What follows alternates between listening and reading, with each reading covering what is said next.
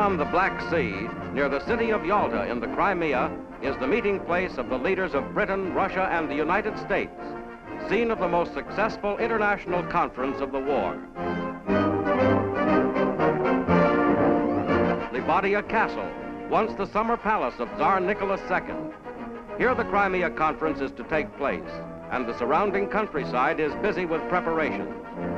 Military convoys bring necessary supplies.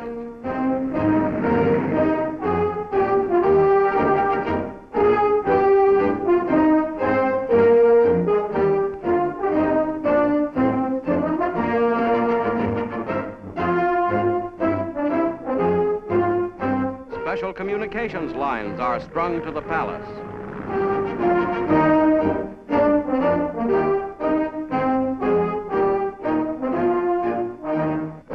Under 3 flags at a nearby airfield, Russian officials headed by Foreign Secretary Molotov await the arrival of the British and American delegations.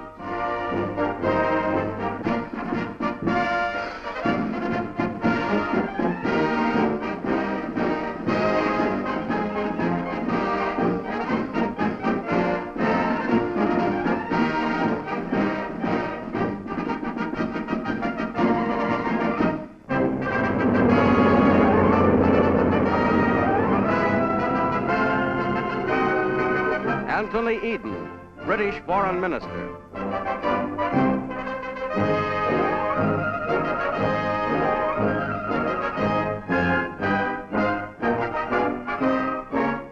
Edward Stettinius, United States Secretary of State.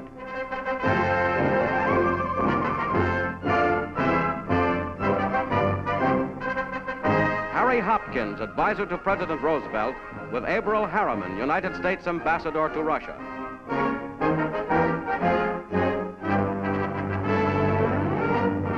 And Winston Churchill, Prime Minister of Great Britain.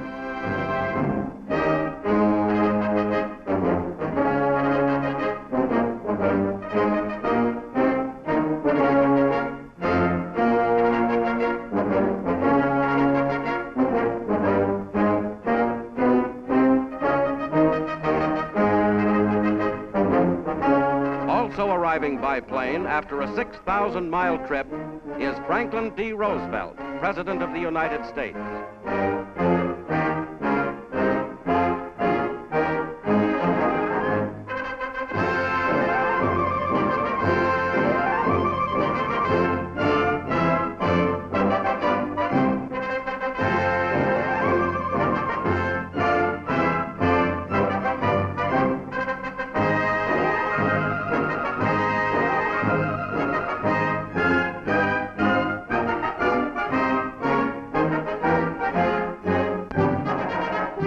First of 8 days of day and night conferences at Lavadia Castle begins with the arrival of distinguished participants.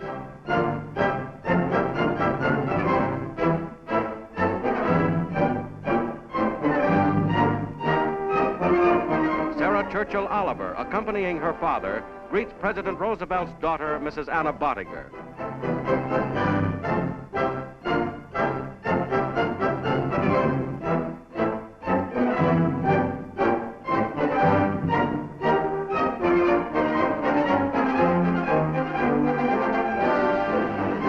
Marshal Joseph Stalin, Premier of the Soviet Union. At the time of the first three-nation conference at Tehran 14 months ago, the ground over which Stalin now walks was still in the enemy's hands.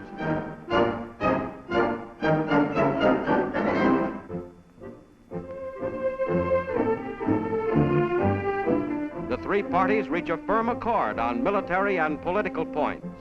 Coordinated plans are made for great new blows against Germany from all directions. Reaffirming the resolve of the United Nations to cooperate fully after the war, Roosevelt, Churchill, and Stalin reach agreement on the foundations of European peace. Germany shall be disarmed. German militarism and Nazism will be destroyed. Germany shall be occupied in zones, with France a major participant. An organization for world security will be permanently established. The three leaders reaffirmed their faith in the principles of the Atlantic Charter.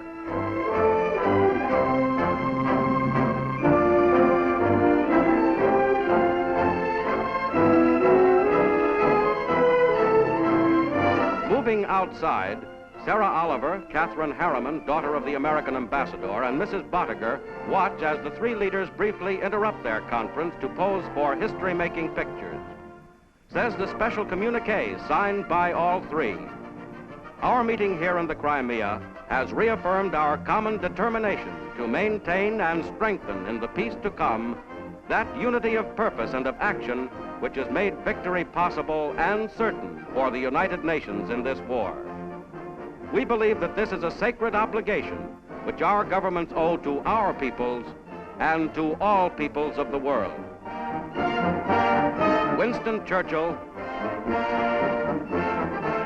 Franklin Roosevelt, Joseph Stalin.